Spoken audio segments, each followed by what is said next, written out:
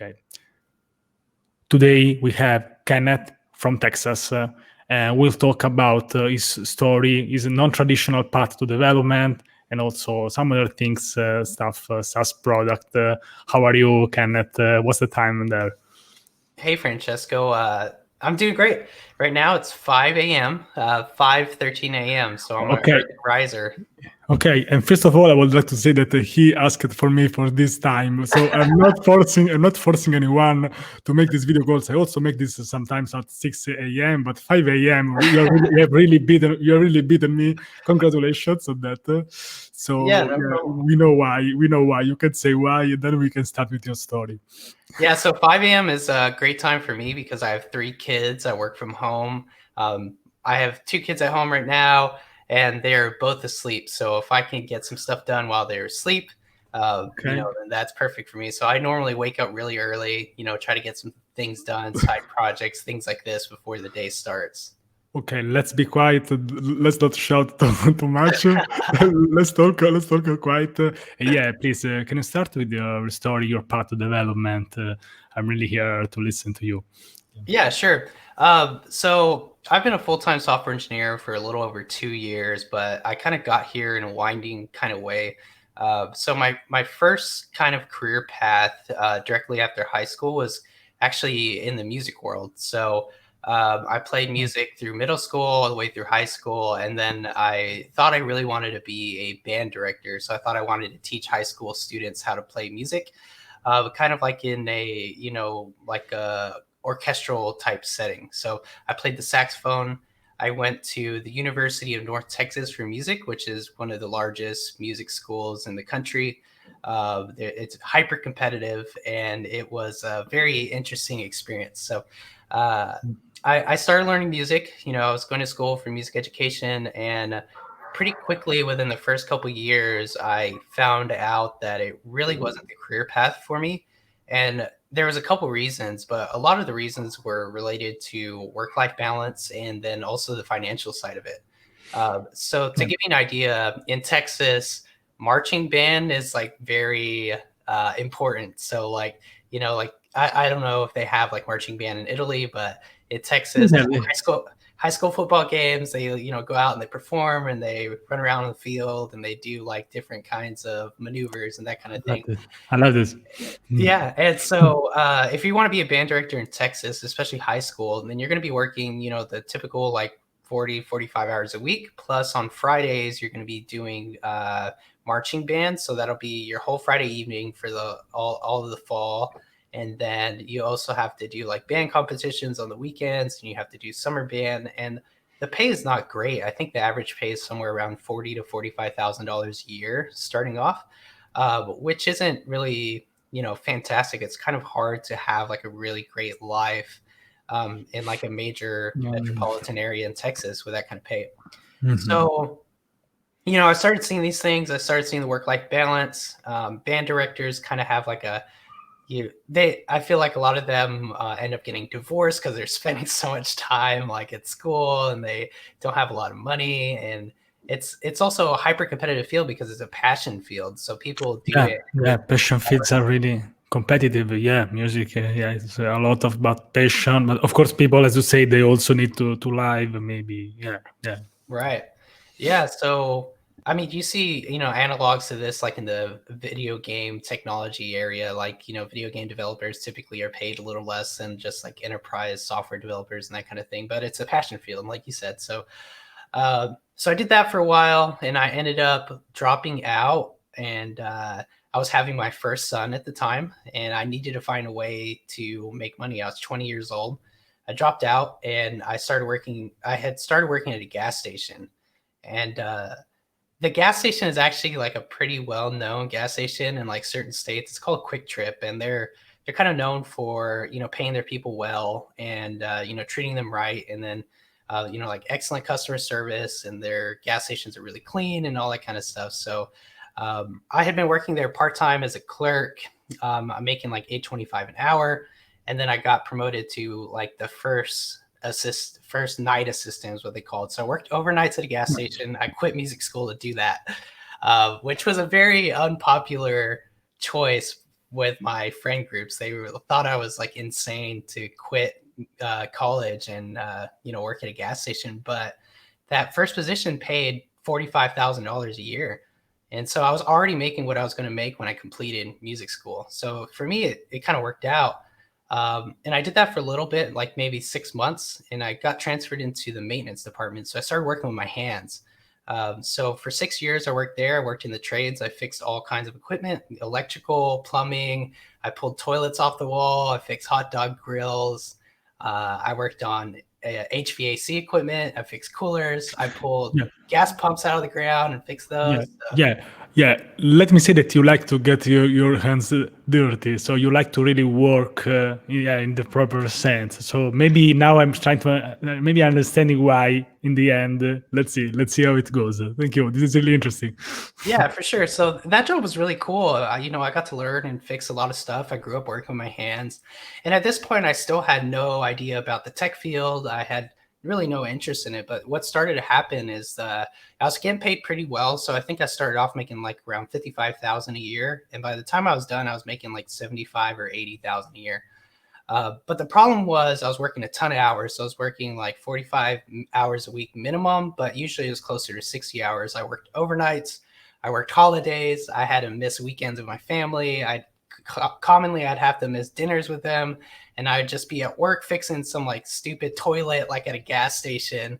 And then my girlfriend would be texting me pictures of her and her kids like hanging out with family, and I'm like, man, this is a terrible like experience. Like I want to be able to spend time with people I love, like when Yeah, it's yeah, important. So I think that you can do this for some years, but maybe not for all your life, maybe. So there's no problem with doing something for. I always say that life is just about periods. Sometimes they are long periods, but yeah. Thank yeah, you. for sure. And I'm thankful for that period of my life because it, provided the financial means for me to pursue tech. Yeah. So basically what happened next is I started looking for other careers to go into.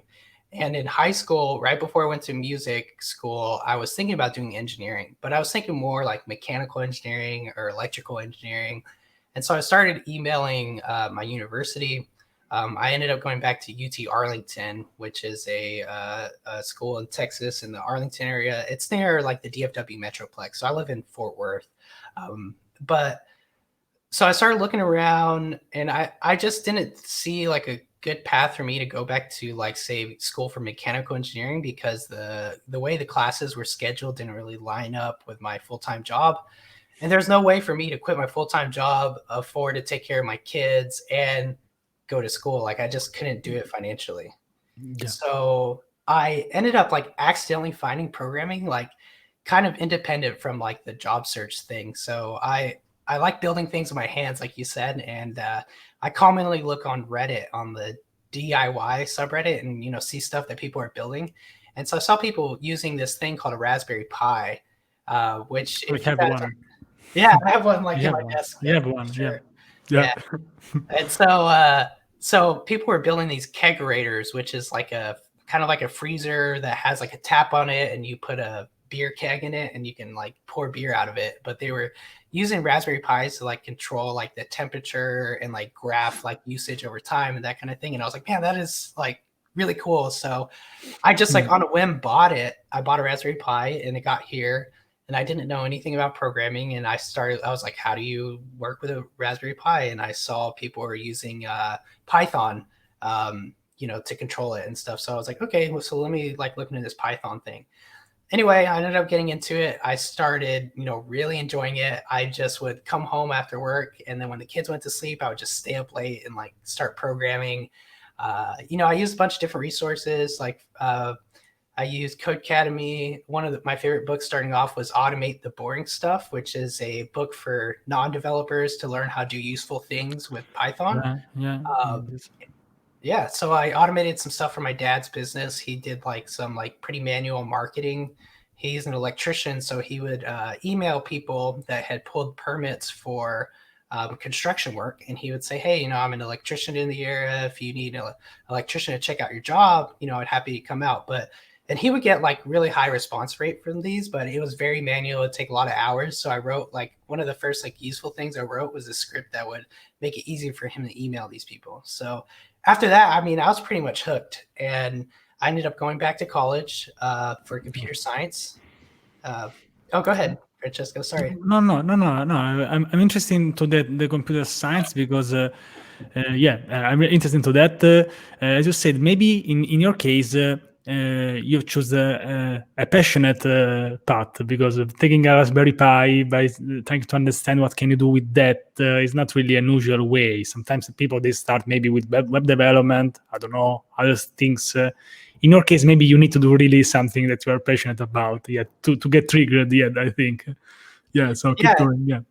yeah, for sure. I think I didn't at that time. I still didn't even think about building like web apps or something, and that kind of came a little bit later. But I went back to school for computer science part time, and the computer science portion of the school was had way more class availability. So they had evening classes, weekend classes, and that kind of stuff.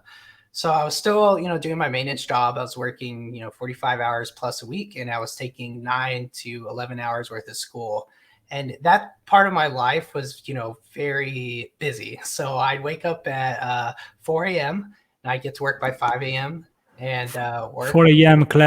club here too. So yeah, I Yeah, really yeah. understand. Yeah. So, Yeah. get to work by 5 a.m. and then I'd work a full, 9, 10 hours, and then I'd go straight to school. And then I'd do that for another 3 or 4 or 5 hours, get home, do some programming, sleep 5 or 6 hours, and then, all over again. And it was like you said, there's periods in your periods in your life, and sometimes you just have to work a little bit harder to get to a place where you can kind of relax. So I did that for a few years, and one of the most important things I did when I was in school for computer science was joining a programming club, and I met some really amazing, super talented people. A lot of them went on to work at like really cool companies like Amazon, Facebook. Some of them started their own companies and got funding, and they just like kind of raised the bar for what I thought was possible. So I think that really accelerated my learning was getting in with a good group of people, and I think that's something like maybe your listeners could like really benefit from is like if you have some kind of group of people that you can like Yeah. surround yourself with, Yeah. it can really help you accelerate your learning. Yeah. I keep saying this that if you want to do something, you should surround yourself with people that are ready to do that thing. For example, this worked for me with YouTube. I was surrounded with developers with already was YouTubers, even small ones. It's not about just the sides of what they are currently doing. Everyone has their gift, something that they can give to you, and also you can give back. I don't understand which kind of club how did you found that? Why not just, for example, joining Twitter? What is this programming club that you are talking about? What Yeah, is it? sure. So it was a club on campus. It's called Hmm, Mobi, and it was okay. just a club at my university where it was like people that like to build full stack web apps or mobile apps. And it's kind of like, the same kind of crowd that goes to like hackathons and like programs for fun. And they Okay. have, Okay. So this was a real life club you're talking about because now right? yeah, it was real life, it was pre-corona. So that kind of stuff. Yeah. Now, when you talk about club and groups, I think about the virtual ones now, and also the Yeah, conferences. Now, instead, there was real life before. So yeah, keep yeah, going. Yeah. yeah, it was different times, but it was really great because there's a social aspect of it too. Because these people, a lot of them were also the type of people you just kind of want to hang out with. They were fun to be around. They made programming like kind of cool, whereas like some of the other like programming clubs can see kind of like dry and boring and stuff, and like that just wasn't my crowd. I wanted to be around people that I enjoyed being around, and they also happen to be fantastic programmers. So one of the ways that like tangibly helped me was we started. They would go to hackathons like really often, and so I started going with them. And Nice. my first hackathon was at UT Austin, and it's called Hack Texas, and we won second place out of like 800 participants. Oh, So it was really cool, and it was mostly me, that was my first year in college, and it was mostly me riding on the coattails of my teammates from the club. They are more experienced. They had like 3 or 4 years worth of coding experience. At that time, I had about a year. And, we won second place, and that opened a ton of doors for me. I ended up getting a couple of internship offers, which I actually had to turn down because they paid less than my full-time job, and there was no guarantee it would continue after the summer. So I was feeling a little bit like, man, is this going to be able to work out? Because I knew that you kind of like needed to get an internship if you really wanted to have like good career prospects, but I couldn't really afford to do it because I had kids, I had a full-time job, had a house to pay for. So I was like trying to find a way to stand out that was different than the typical like go to internships. So the way I found to stand out was by going to these hackathons. So ended up winning a couple, getting some awards at some different ones. I think it probably ended up going to like 10 or something over my college career. And they, directly helped me find my first job. So I guess I could get into how I found my first job too, because that's kind of an interesting story.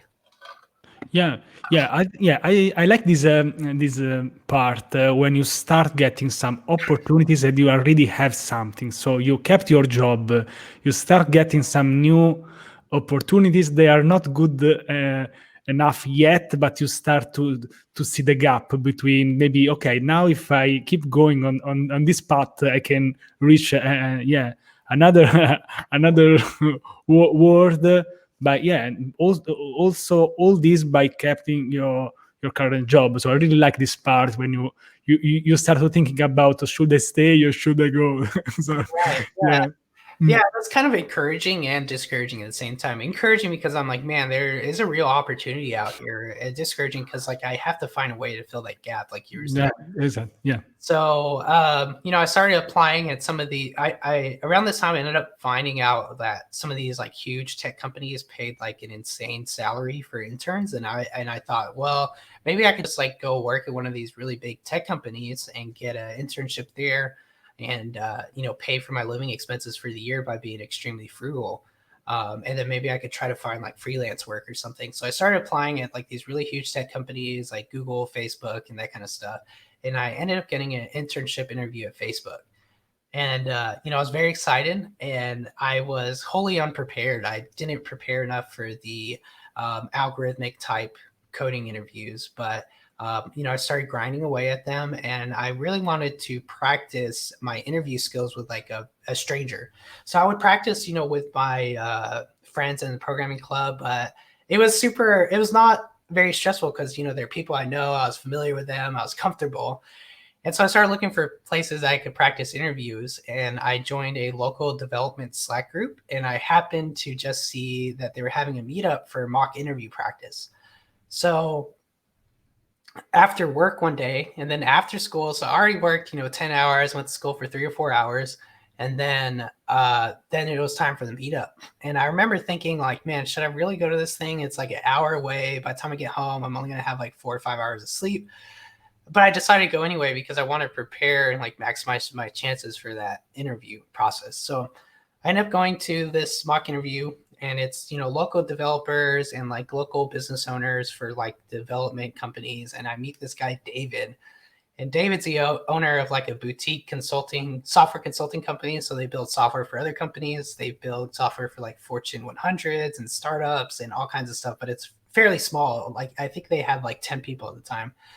And I do a mock interview with him, and he asked about my hackathon experience, and we talk a lot, and we kind of hit it off. He really liked that I was going to these hackathons, that he liked that I had a full-time job and going to school. He saw that there was like some level of like grit and determination there. So we kept in touch. And the next day, he actually offered me a job for like an IoT project. And it was like more hardware than I wanted. It was like mostly going to be hardware, not so much software. And I told him, well, let's stay in touch. I'm not super interested in that position. I really wanted to get into the software field, but let's stay in touch. So fast forward, I end up having the Facebook interview and I bomb it. I do so bad. And I end up finding a solution, but it was like O of n cubed. So like really bad runtime. And I didn't get the internship, but I keep plugging away. And about a month later, I go to a hackathon, and my team wins first place. And I post on LinkedIn, and I had connected with David, and he messaged me on LinkedIn and said, "Hey, I want to hire your whole hackathon team for this proof of concept project we have for a financial tech client. Would you guys be interested?" And we were all, I remember like we were looking at like the post on LinkedIn together, or the message, and I was like, "Do you guys think this is like legit? Like, who wants to hire like a whole like college team of like programmers, whatever?" And it was legit. So we took it, and it was like an internship type deal. And I quit my full-time job, and I did something really risky. And I always get like mixed opinions on this online, but overall, I think it was a fantastic decision for me. So I cashed out my 401k. I had a pretty decent 401k that had built up over the years at the gas station company. I cashed it out because I wanted some kind of like cash set aside, so that if I took this opportunity and it didn't like go anywhere, that I would have money and runway to figure something else out. But I just had to find a way to fill that gap and like be able to leave my current job so I could jump into the field. And I wasn't done with school. I had about like a year and a half left when I started that internship. So I cashed out my 401k. I went and started this internship, and it was like 35, 40 hours a week. Some of it was remote, and it was so awesome. Like, it was such a different feeling working in tech than in the trades. Like, I felt respected. I didn't have to work weekends or holidays. Nice. People when you work in the trades and you work like blue collar, I feel like a lot of times people just automatically kind of talk to you like you're kind of dumb or beneath them because you're someone that works with your hands. And I really hate that feeling. And I see that sometimes, like in tech, people just like talking down about blue collar workers. And honestly, some of the smartest people I've ever met are blue collar workers. And it was so weird to have people treat me differently for just by the job I did. So that was kind of a strange part, but overall, I really love the transition. So we do this project for him, and then right after, he offers me a full-time software job. So I take it. And at the same time, we get pregnant with our third kid, and I end up dropping out of college again. So I'm a two-time dropout. But it's worked out for me. I mean, I still work at the same company. It's a consulting company. It's small. I do full stack software development. I get to work on like all kinds of really cool, interesting projects. The people I work with are incredibly smart. We have about 30 people now, and the pay is incredible. I make roughly about twice as what I made as a maintenance person. So this last year I made $120,000. I worked from home, pretty light workload. It was just, Nice. it's been great. I mean, I have no regrets about my past. Let me say that you were not that lucky. You had constructed that by yourself with your own hands, day by day. So this is totally deserved. So you totally deserved everything you got. This is really a very great story. I like your style to maybe keep a path and working on another one. I know that it's hard because sometimes maybe it's easy to just switch. Mm-hmm. But as you said, maybe you like both. You like to have what you say, to keep what you have, and also work on something else. But sometimes it's hard. But yeah, for you it worked. Yeah, I Yeah. also like. Yeah, I also like. I also see what you say. Your idea to always to try to improve yourself. So just don't just get comfortable. Okay, I have a job. That's nice. That's fun. I just need to work, and again, then relax. I don't know if it's a bless or a curse. I also have this one. I'm never happy with what I have. I don't know if this is the same for you. Maybe it's a Yeah, course. I no, don't it's know. 100% the same. Even Yeah. after I got into tech, I remember thinking like, okay, cool, I'll get into tech. Then I left school, and I was like, all right, so now I'm gonna have like free time. I'm just gonna relax, and that lasted for like maybe a week, and then I I know immediately started that. working on like side projects or like I know trying to that. build the business and that kind of thing. And so now, like, the ultimate goal for me now is to Yeah. fire myself from my job. I would love to be able to have like a software business that just provided the income necessary, and I didn't have We'll to work talk for about someone that. else. Yeah. And so now I spend my free time like working on like, a side project. So I've been Nice. working on it for a couple months. It's and I just released it to open beta. And Mm-hmm. it's a platform that helps you master Python fundamentals. And it's been Nice. really cool, like working on something on the side. So like I told you earlier, I wake up really early. So I wake up between like 4 and 5 a.m. I work on it for 2 to 4 hours, depending on when I wake up. And then I do my day job. And then the evening, Nice. I, leave aside for family, playing with my kids, Nice. spending time with my girlfriend, and that kind of thing. So Yeah. it's been really cool. Yeah. We'll put the link in descriptions. Take a look at that. This can be interesting to you. I always like to talk about the teaching stuff. There is so much to learn every day on every technology. For example, this is about Python, as you said. I really like this idea that you create some quizzes that you can work on with. You can even, I don't know, maybe record yourself by doing this. So I think this can be interesting. Yeah. Maybe as you said, also me when I achieve some goal, I did okay. Now I'll take 1 month of break, and after 2 days, I start doing something new. So I know myself.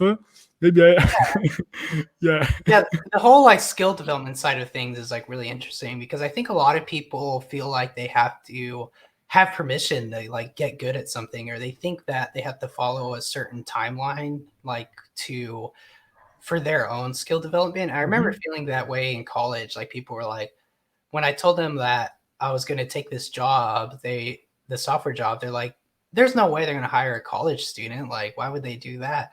But that was their own like perception about like what a college student's like capabilities should be.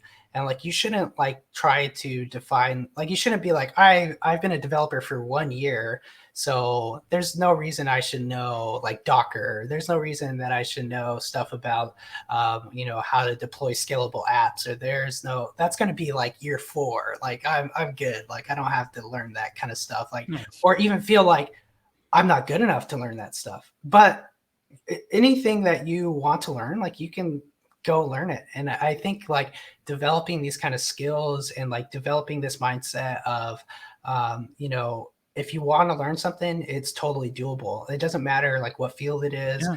Like, you see Santiago always talking about learning machine learning. Like you don't need a PhD. And like, I find that very true. The first project that we did Yeah. for his company was actually machine learning. So we did some cool computer vision stuff. I built some semantic segmentation Yeah. models, and I didn't know anything about it. I just went and I learned it. And the same can be Yeah. said for, all your viewers. Like if you guys want to learn something, like you could just get out there and go learn it. And there's methods to like skill development, and there's different ways that you can actually, accelerate your learning. Like you just have to be an active participant in your own learning, and you have to be the person that fights for that for yourself, because no one else is going to make sure that you're learning the things you are. Like that's not really how it works in the real world.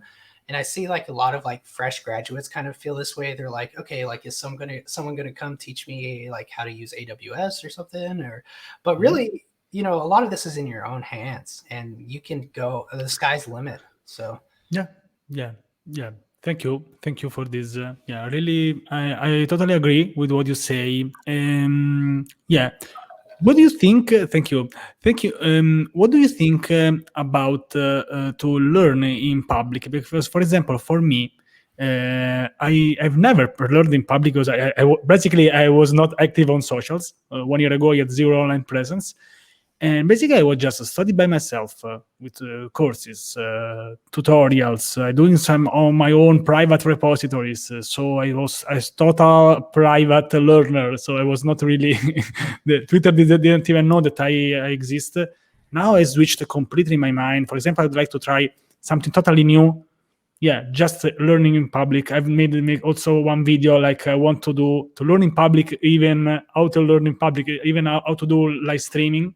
So yeah, I just put the camera on. Now I have the opposite complete approach, because I know which is the different one, which is, for me, in my opinion, it's very, very hard. It's super hard, because sometimes you need some feedback from people. yeah. That's it. so the whole build in public thing, I recently started that too. And before this side project, I made like different side projects and I never got any traction. I just would build them in silence. And then when it was done, I would release it and try to sell it to people and nothing. And like this time it's been completely different. So I've been like building in public and learning in public for the last like 2 to 3 months on Twitter. And it's been incredible. The community is awesome. Yeah, I've learned so much. And also, I think it raises the bar for yourself as well, because like you post things and people give feedback and they're like, oh, you know what? That's a good idea. So make the change really quick, push deployment, and then post, what the change was. And people, people love that. They like seeing that you're interacting with them. They have a lot of opinions. A lot of people have like really great insights. And to me, it's learning in public, I feel like, is almost a superpower. Like you get out there, it raises the bar for your own performance. You feel accountable to the people so that you keep putting out content. And, I never had social before either. And I feel like my Twitter's been growing like, pretty decently. Been on there for almost 3 months and I'm approaching 1,000 followers already. So it's been going, pretty good. Nice. So I definitely recommend it. If you guys are interested in like building public. And for example, when I was just learning in private, for example, I did this with Unity, for example, some of games. For example, I noticed that sometimes when you just work alone every day, a lot of hours, maybe you get some feedback, maybe for one real friend coming at your house and says, "Oh, but I can't see maybe this text." And it's something that you haven't realized because you're working every day. So after a while, you get used to what you see. So maybe the more eyes that are on your projects, the more you get feedbacks. And also, as you said, by learning in public, you also auto-promote yourself because people, they know you, they see your face, if you want to show your face or not. But at least, people, they already know you. So, and they know that maybe if they will have a problem, they can reach to you, they can send a message to you. Yeah. Right. And the whole feedback thing is like a great point, because even though I was building in public, I hadn't released my project until last Friday.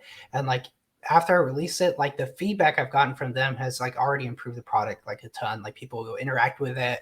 They send me like little bugs or like feature requests and stuff like that. So like it is so true that you can work on something and like you're in it every single day, but you miss like things that would be obvious to another person because like you just kind of become blind to it, because it's something you see every single day. So I like that point that you made about getting feedback for sure. Yeah, and also I think that by learning in public, we in the end we can be introvert, but we are all social animals. The human is a social animal, so it needs to be connected with other people, to get feedback. And there will be some bad days when you have full of bugs. You can't understand anything. And if you are alone, it's harder. You can even rage quit maybe your project. This happened to me. I know that. Instead, if you learn in public, if it has been such a bad day, you can maybe, I don't know, make a sad, funny post on Twitter, like, this has been a really bad day, send me memes, please.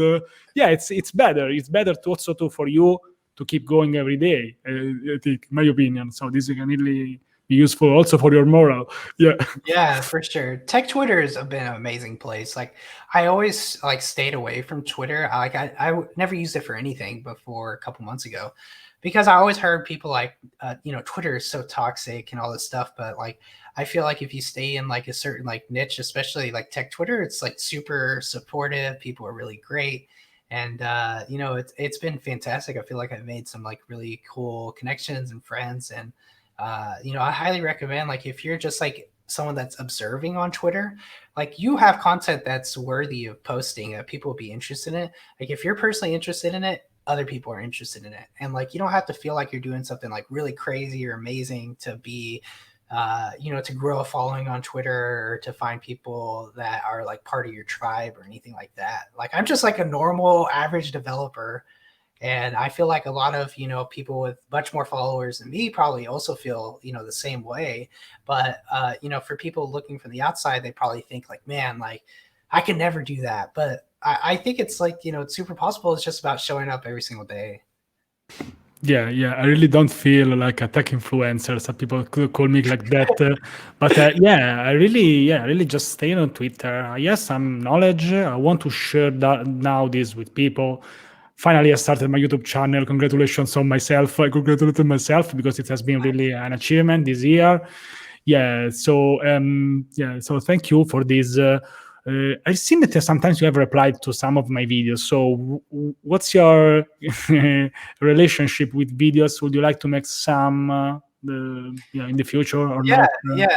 yeah. I think actually before I landed on Twitter, I was actually starting to make a YouTube channel. So I have like a Yes. couple videos out, but right now I just feel like I, I don't know if I haven't like that kind of content creation doesn't really fit my lifestyle very good right now because it's more time intensive than like posting quick things on Twitter, or like I'll post like little short like 2-3 minute videos like on Twitter like pretty frequently, and those get like a decent amount of engagement. People really like kind of interacting over video on Twitter, which is really cool.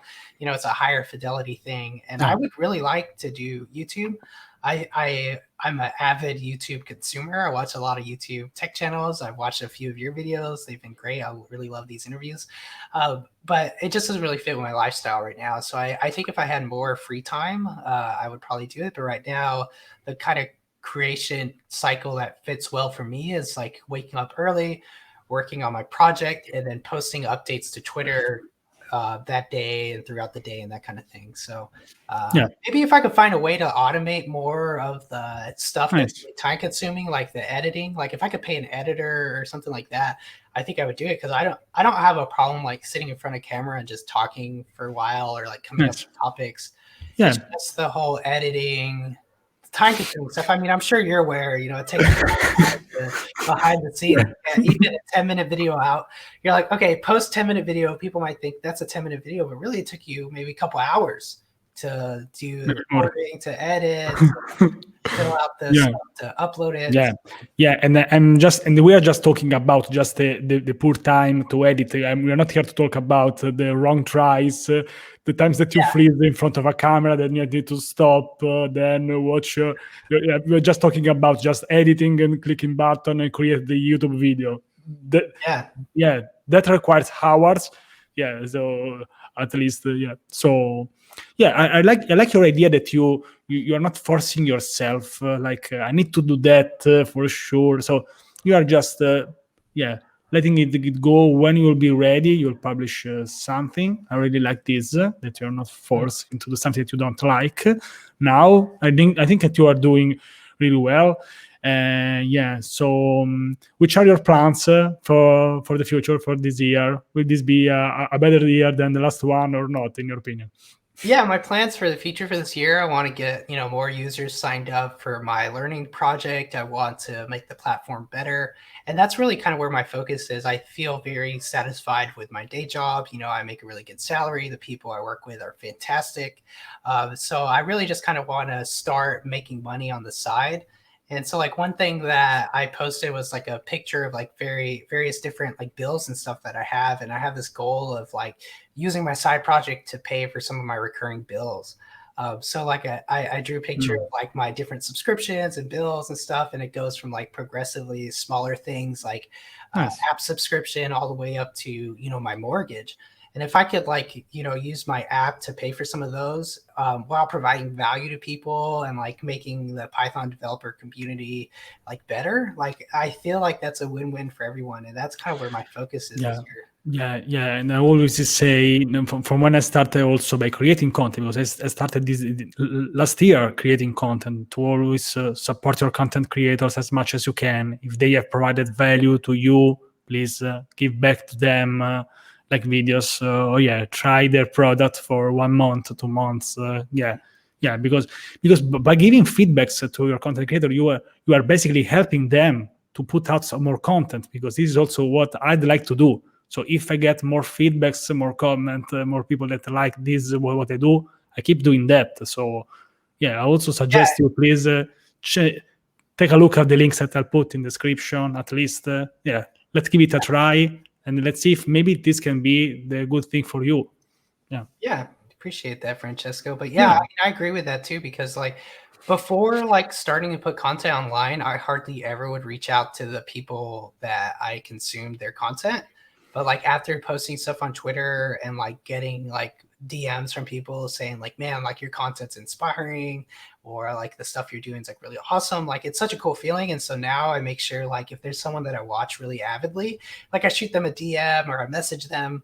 And like you might think like they don't care, but like even if they're like a big content creator, it means a lot. Like it's so cool to be on the receiving side of that. And so I think more of us can actually be on the giving side to like help, you know, fuel that. Because there's also a lot of like, I haven't really experienced any of this, but I also see a lot of negative like bashing and stuff of people. And it's like, man, it's so easy to like tear down someone who's out there showing up every Yeah. single day, but it's a lot harder to like give them compliments and stuff. I think people just assume that people are doing that, but it's great when people do it. And if they do for free or almost for free, maybe you should think twice before just putting out a bad comment. Okay, maybe we understand, and maybe you had a bad day. We understand that we always have our bad days, but this is not helping you, in my opinion.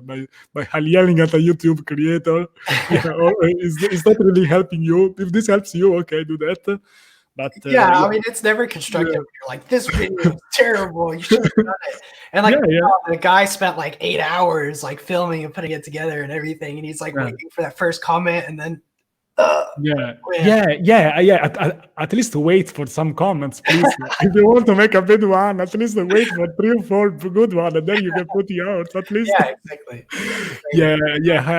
I was invited for a YouTube channel which has 70 thousands of subscribers, and his very first video, the very first comment was a very bad comment. So it was one of them. I'm sorry. I'm still sorry for him, but thank you really. And as you said, please support content creators. Also like this video, please. Thank you for letting me share and subscribe. And Francesco's really awesome. I've had really great interactions with him. He's like one of the most friendly people on Twitter. He even interacted with me when I like had like very little followers and stuff. And so it's really cool to see people who are authentic online. So you guys can support Francesco. You guys should subscribe, like, do all that. Kenneth, you really made my day already. It's So thank you really for this. Also, I'm one of the fan of the people who says really that you just need to create a strong connection with people. The number of followers is not really important. Maybe it means that you have some audience, but it's not about that. We are all people on the same level. So I really like that. I really wish you the best for this year. I hope this will be a very great year for you. Let's keep in touch. I'm also looking for some collaborations in these days. So let's see. I have a lot of ideas now. And if we get something in common, we can do this. Last thing that I'd like to say, I almost forgot that one. That, as you said, maybe there are some big content creators. And I can say that the biggest content creators that I had in these kind of interviews, they are the humblest ones. So the greatest ones are also the most humble ones. They say, I'm just doing videos on YouTube. I have 2,000 video on YouTube. Something like that. Very humble. They're not all good. So it's not about that. And maybe when you create a lot of content, you really see that some content is good, some content is not. I'm the first person who says that a lot of my interviews, they have a lot of problems. But I keep doing that because I really like to do that. It's a skill like anything else, for sure. I feel like I've gotten better at content creation, and I have a long way to go.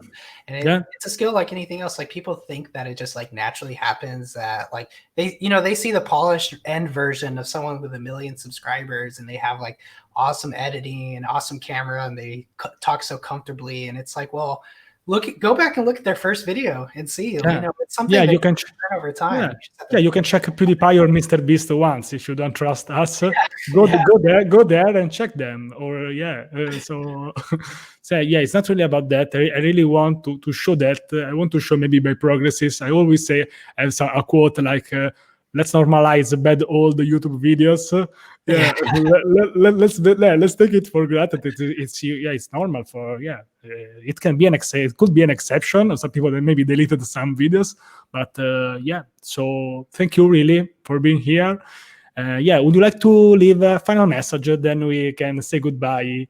Yeah, and wish you yeah. So I guess final message would just be, if you're someone that's trying to get into the industry, know that there's a light at the end of the tunnel, and it really doesn't matter where you came from. Because I remember feeling kind of like, can someone who fixes hot dog grills at the gas station be a software engineer? And it's like, yeah, it doesn't matter. It doesn't matter where you came from. Like, you can get in, and you just have to stick to it and just, find your community, find your people. Like for me, finding that programming club was life-changing. Find your version of that. It could be online or whatever, but just stick to it. So, yep. Mm-hmm. Yeah, and I see some. Yeah, thank you, Kenneth. And I see some analogies with Danny Thompson. So this is very good for you also. Yeah, I don't know if you know him. Yeah, I think so. Gas station engineers. He's a gas. Yeah, you should make maybe a group with that. Very exclusive club. Yeah, and of course, as also he says, there is nothing wrong with working at the gas station. But if you have a dream to do something else in your life, you can do both switch. So we are not here against the people working there, of course. No, my girlfriend still works at the gas station. I met her there. She's been there for 12 years, and it's a great job. I mean, it worked for me until it didn't, and it's going to work for her until it doesn't. So it's a honest job. So if you work honestly, there is nothing wrong with that. You can do any job that you want if that is a honest one. So really, thank you, Kenneth, again. Yeah. So have a nice day. Bye-bye, and please leave a comment on your video if you liked that. Yeah. All right, bye, Francesco. Bye-bye.